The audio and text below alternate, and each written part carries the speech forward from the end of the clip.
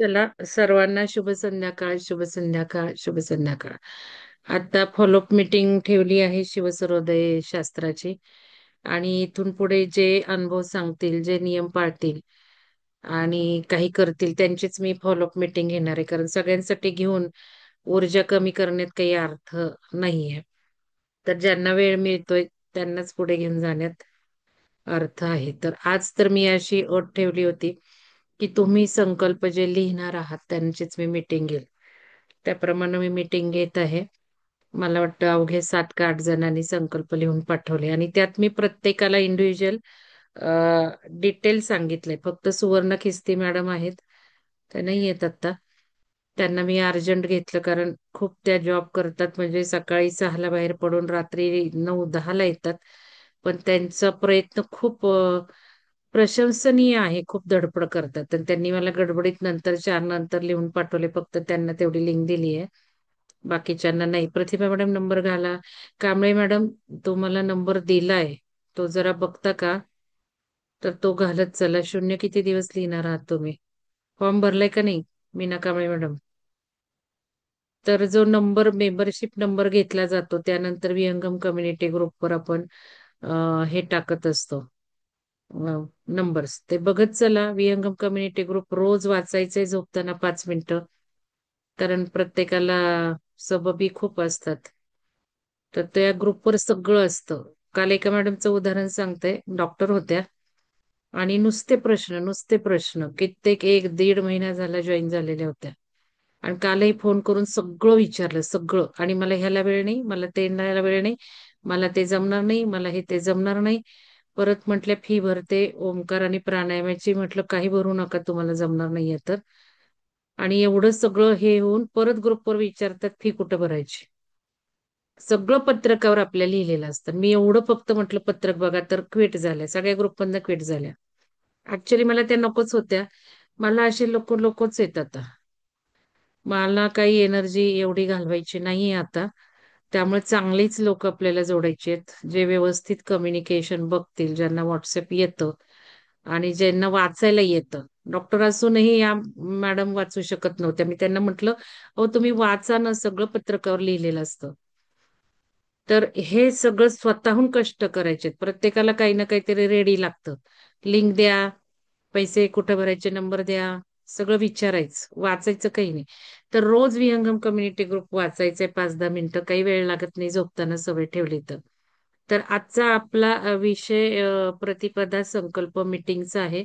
थोडंसं कॉमनच इन्स्ट्रक्शन सांगतेय कारण व्हिडिओ पोस्ट करणार आहे थोडासा आणि मग तुम्हाला डिटेल्स सांगणार आहे. तर थोडंसं मी शेअर करतेय कारण काय झालं की सगळं तुम्हाला रेडीमेड लागतं. मग व्हिडिओच्या लिंक द्या, तुम्ही एक्झरसाइज करा. हे बघा युट्यूबवर जायचं आहे विहंगमच्या. आणि आता मी महत्वाचं सुदर्शन पिरॅमिडच्या युट्यूबवर पोस्ट करणार आहे. तर ते सबस्क्राईब करून घ्या. काल मी सांगितले दोन्ही युट्यूब. आता हा विहंगमचा लोगो आहे, विहंगमची युट्यूब आहे. तर कुठलीही आपल्याला ही एखादी व्हिडिओ आपण बघतो तर इथे लोगो असतो. हा हा लोगो असतो. हा जर तुम्ही क्लिक केला ना, आता इथे विहंगमचा येणार नाही आपलाच आहे म्हटल्यावर. तर हे बघा आपण जर तिथे गेलो ना, त्या लोगोवर शिफ्ट केलं ना आपण. आपण इथे जो एखादा व्हिडिओ बघत असतो आणि त्याचा जो लोगो असतो त्याला क्लिक केलं ना, की हे ऑप्शन तुमच्या मोबाईलमध्ये पण येतात. व्हिडिओ बघायचा का, शॉर्टलिस्ट बघायची का, प्लेलिस्ट बघायची. तर आता प्लेलिस्ट ऑप्शन काढायला शिका सगळ्यांनी. कारण जे पंचतत्व आहे किंवा संकल्प आहे प्रतिपदा, त्याचं प्लेलिस्ट तयार केल्यात आणि 20-20, 25-25 व्हिडिओ आहेत. सुदर्शन पिरॅमिड पॅराडाईजच्या जर ह्याला बघितलं तर आपण व्हिडिओ मेडिटेशनचे पण आहेत. तर प्लेलिस्टवर क्लिक करायचं. व्हिडिओ किती एकाडेक नसतात, ओळीनी नसतात. म्हणून आपण प्लेलिस्ट ऑप्शन क्लिक करायला शिकायचं. तुम्ही करून बघू शकता तुमच्या मोबाईलला. आता आता या प्लेलिस्ट आहेत. हे बघा स्कूल प्रोग्रामची केली आहे, सुदर्शन पिरॅमिड प्रोग्रामची केली आहे, विहंगम टेक्निक्स. जे नवीन आहेत ना त्यांनी विहंगम टेक्निक्स बघून घ्या काय काय आहेत. काही झलक आहेत. आता ध्यान टाईपची पण हे केली. दासबोधची आहे, फेस योगाची आहे, चिल्ड्रन वर्कशॉपची आहे, विहंगम आरोग्यविषयक सगळे प्लेलिस्ट केली. विहंगम कार्यक्रमाबद्दल मनोगत म्हणजे इथे अनुभव आहेत.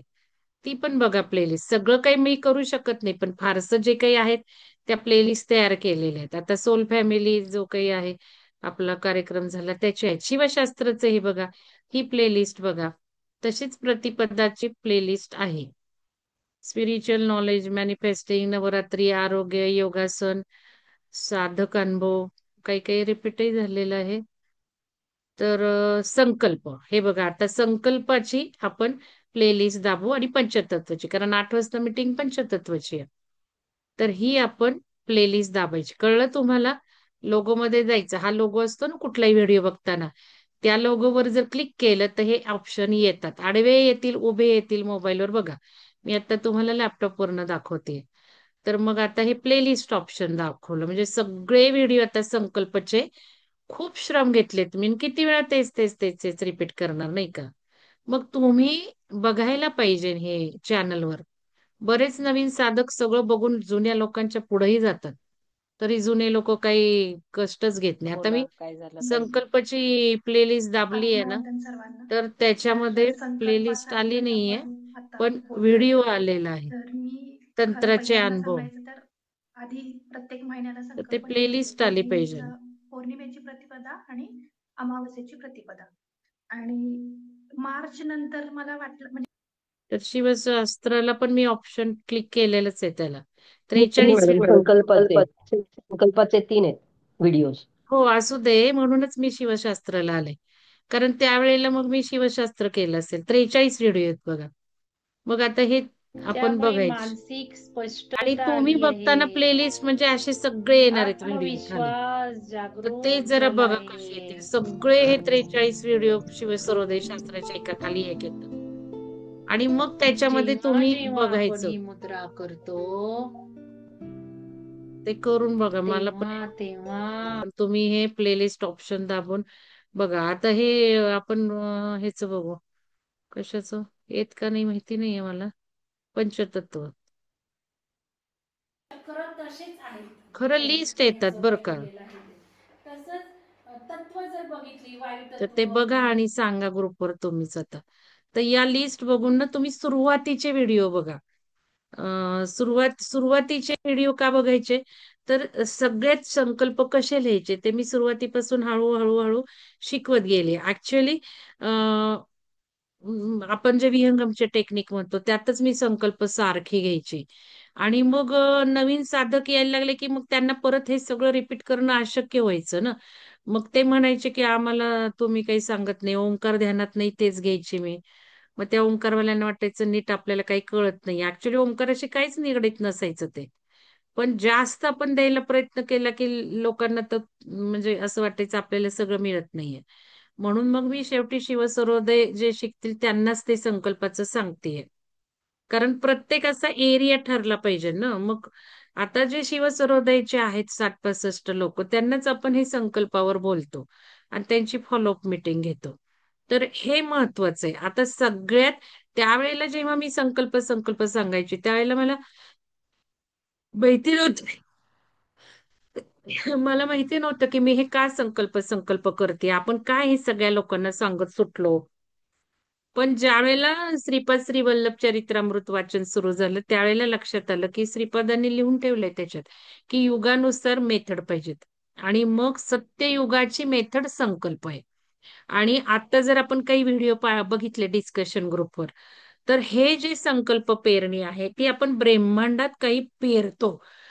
मग तुम्ही कसं करता की तेवढंच रिस्ट्रिक्टेड लक्षात ठेवता की मला लिहायचंय, मला लिहायचंय, मला लिहायचंय वहीत. पण संकल्प पेरणी याचा अर्थ खूप दृढ म्हणजे मोठा आहे. की जसं मी एखादा शब्द वापरते, आता मी काहींचे संकल्प बघितले तर निगेटिव्ह शब्द आहेत त्याच्यात. की मी निगेटिव्ह विचार करत नाहीये, माझं हे होत नाहीये, कमी झालंय. प्रत्येक वाक्य तशी येतं. तर मी नावं नाही घेत. मग मी म्हंटल की निगेटिव्ह वाक्य लिहायचंच नाहीये. उदाहरणार्थ कमी करायचे आयुष्यातनं लिहायचंच नाहीये. एक साधं जर उदाहरण घेऊयात आपण एक वाक्याचं, की जे सगळ्यांना कॉमन सांगते मग तुमचं डिटेल बोलते. की एक वजन कमी करायचं एक घेऊयात, की मला वजन कमी करायचं. आता संकल्प मी बघितला आता कोर्समध्ये पिरामिडमध्ये म्हटलं कशाला तुम्ही वजन, पहिली गोष्ट वजन कमी कशाला लिहिता?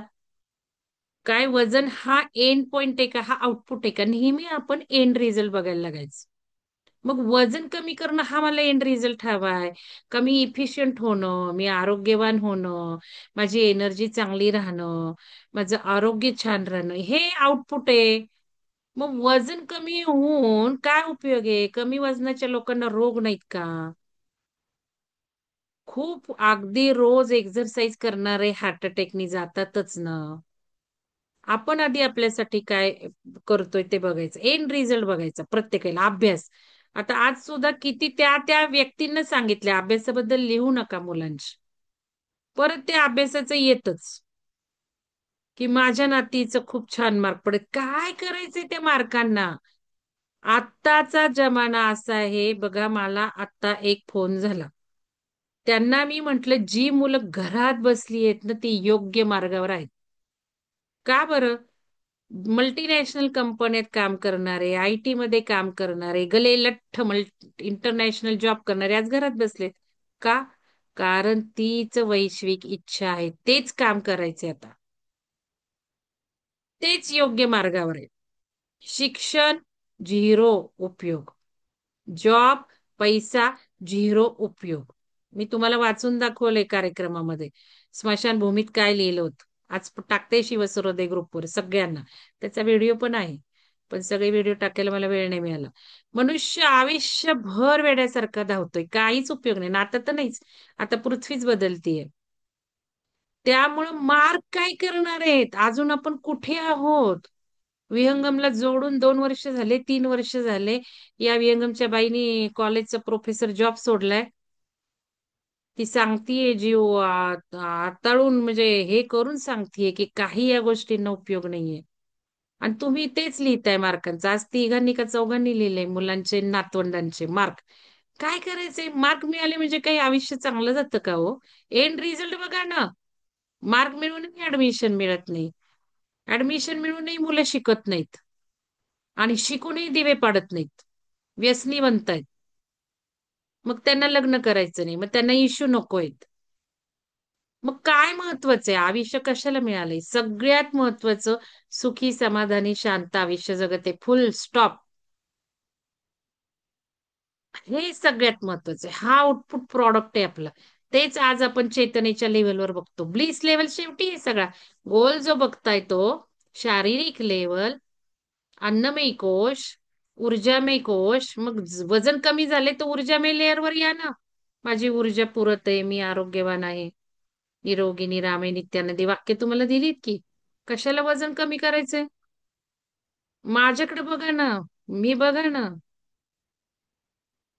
हे काय महत्वाचं आहे आयुष्यात.